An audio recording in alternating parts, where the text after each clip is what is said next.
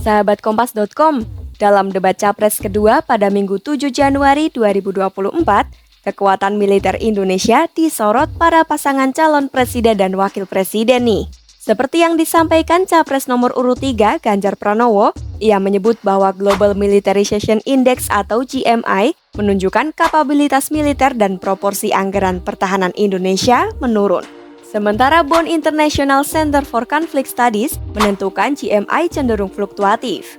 Pada tahun 2021, peringkat Indonesia turun ke 130 dengan skor 60. Di tahun berikutnya hingga 2023, Indonesia berada di peringkat ke-124 dengan skor 59. Sedangkan kapabilitas militer Indonesia berdasarkan data Lowy Institute Asia Power Index memang cenderung menurun. Selain ranking dan indeks nilai disebut turun, alat utama sistem senjata atau alutsista TNI yang dinilai bekas juga mendapat kritik tajam.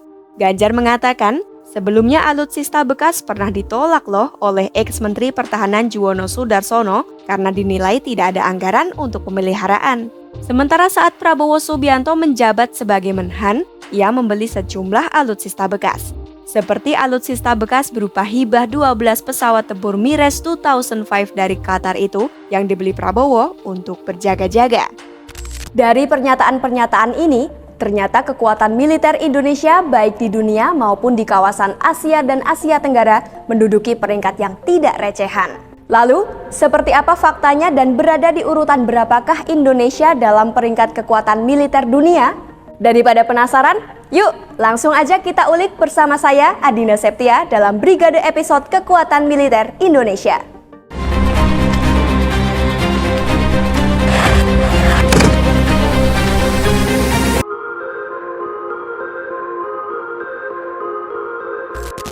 Indeks Global Firepower menunjukkan bahwa Indonesia masuk dalam 15 besar kekuatan militer global.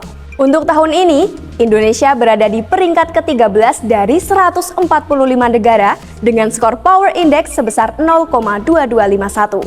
Semakin kecil skor Power Index, maka semakin kuat kemampuan tempur konvensional suatu negara. Dari pemeringkatan ini, Amerika Serikat masih menempati urutan pertama sebagai militer terkuat di jagat bumi dengan skor indeks 0,0699. Posisi kedua ditempati oleh Rusia dengan skor indeks 0,0702 dan ketiga ada Cina dengan skor indeks 0,0706.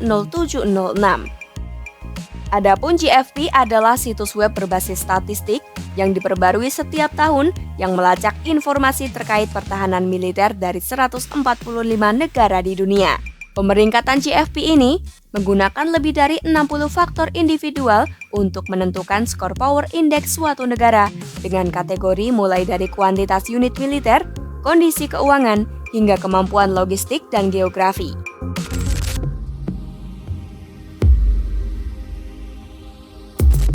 Sama dengan GFP, Asia Power Index juga merilis peringkat kekuatan militer di wilayah Asia dan Indonesia berada di peringkat ke-13.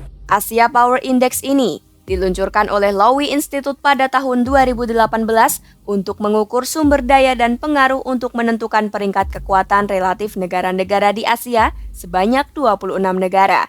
Menurut Asia Power Index, Indonesia memiliki kinerja terbaik dalam hal ketahanan serta pengaruh diplomasi dan menduduki peringkat ke-7 dalam kedua hal itu. Kapabilitas militer Indonesia menurut Asia Power Index ini cenderung menurun. Namun, skor Indonesia secara umum berbeda. Berikut peringkat dan skor kapabilitas militer Indonesia menurut data Lowy Institute Asia Power Index selama beberapa tahun.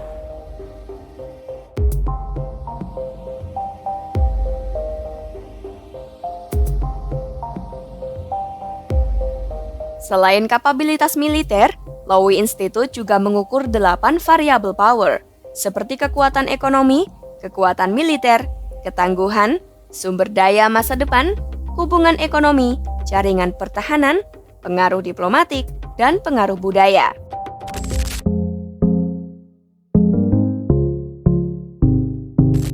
Dalam peringkat dunia dan Asia, Indonesia sama-sama menduduki peringkat ke-13. Nah, kalau di wilayah Asia Tenggara, menurut GFP, Indonesia berada di tingkat teratas loh.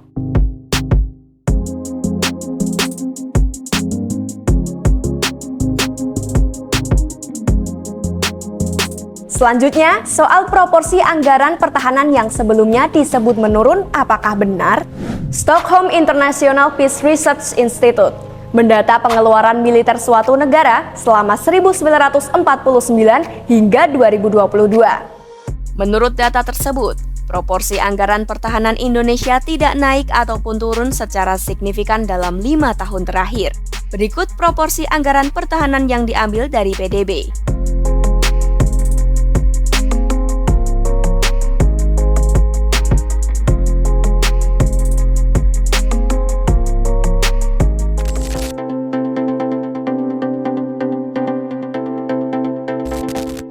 World Directory of Modern Military Warship menetapkan Angkatan Laut Indonesia berada di peringkat keempat terkuat di dunia tahun 2023 dengan skor 137,3.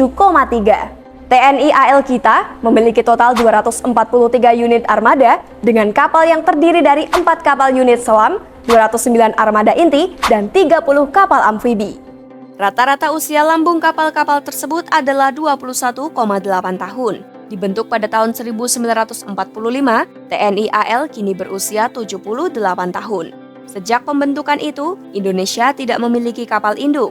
Di antara kapal yang ada, kapal selam memiliki penilaian positif karena unit kapal selam yang dimiliki armada berusia muda.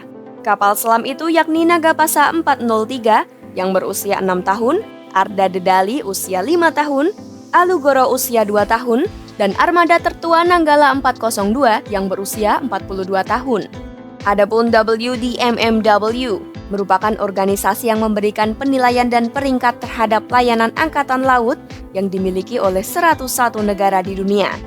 Untuk mengumpulkan data, organisasi ini melacak kekuatan maritim setiap negara melalui 128 layanan udara dan mengikuti jejak penerbangan 48.038 pesawat. WDMMW memberikan penilaian pada Angkatan Laut melalui skor True Value Rating. Nilai ini diambil dari tingkat modernisasi, dukungan logistik, serta kemampuan serangan dan pertahanan yang dimiliki suatu angkatan laut. Organisasi ini juga menilai dari jumlah total kapal perang dan kapal selam yang dimiliki oleh suatu negara. Indikator lainnya juga meliputi kemampuan pembuatan kapal oleh galangan kapal lokal, kelengkapan inventaris, dan pengalaman angkatan juga menjadi pertimbangan. Berikut 10 angkatan laut terkuat di dunia tahun 2023 versi WDMMW.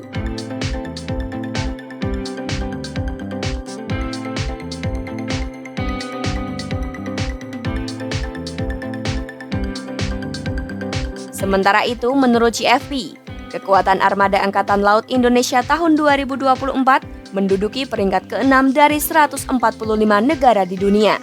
Peringkat tersebut mempertimbangkan semua jenis kapal perang yang dimiliki negara-negara. Nah, di peringkat ke-6 menurut GFP ini, Indonesia memiliki total sebanyak 333 kapal perang. Posisi pertama ada Rusia dengan total kapal perang sebanyak 781 kapal perang, kedua Cina dengan 730 kapal perang, sementara posisi ketiga diduduki oleh Korea Utara dengan 505 kapal perang.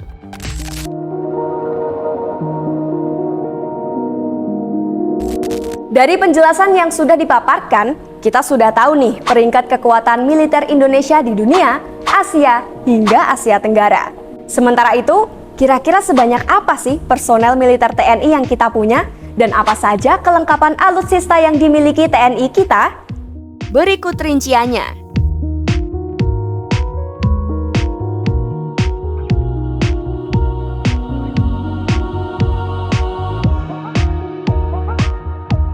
Sebelumnya, pembelian alutsista bekas menjadi topik hangat saat debat Capres kedua. Capres nomor urut 2 sekaligus Menteri Pertahanan RI Prabowo Subianto pun mengungkapkan alasannya mengapa ia membeli alutsista bekas dibandingkan yang baru. Katanya, alat-alat perang memiliki usia kurang lebih 25 hingga 30 tahun.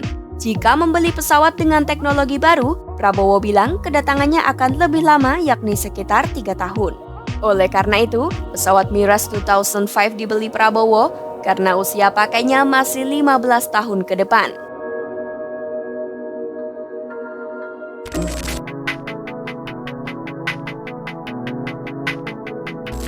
TNI Angkatan Laut saat ini tengah memproyeksikan postur kekuatannya pada 2025 hingga 2045.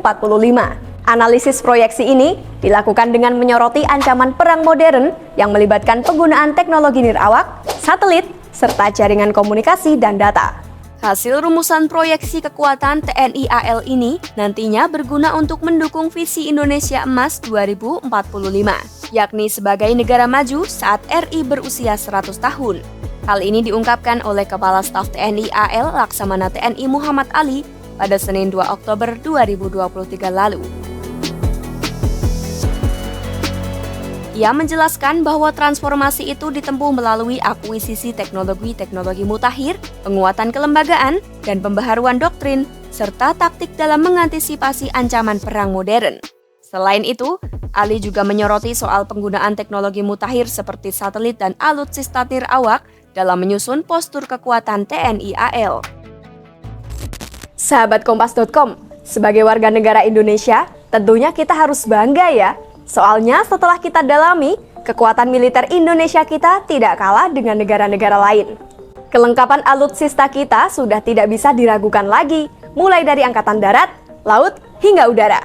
Kalau di tahun ini, kekuatan militer kita ada di peringkat ke-13 sedunia, kira-kira tahun selanjutnya bagaimana ya? Bakal naik atau malah turun? Coba komen di bawah ya. Oh iya, kalau sahabat Kompas.com mau kasih saran tema atau koreksi, juga bisa langsung meluncur ke kolom komentar. Saya Adinda Septia pamit, sampai jumpa di Brigade episode selanjutnya, hanya di YouTube Kompas.com, jernih melihat dunia.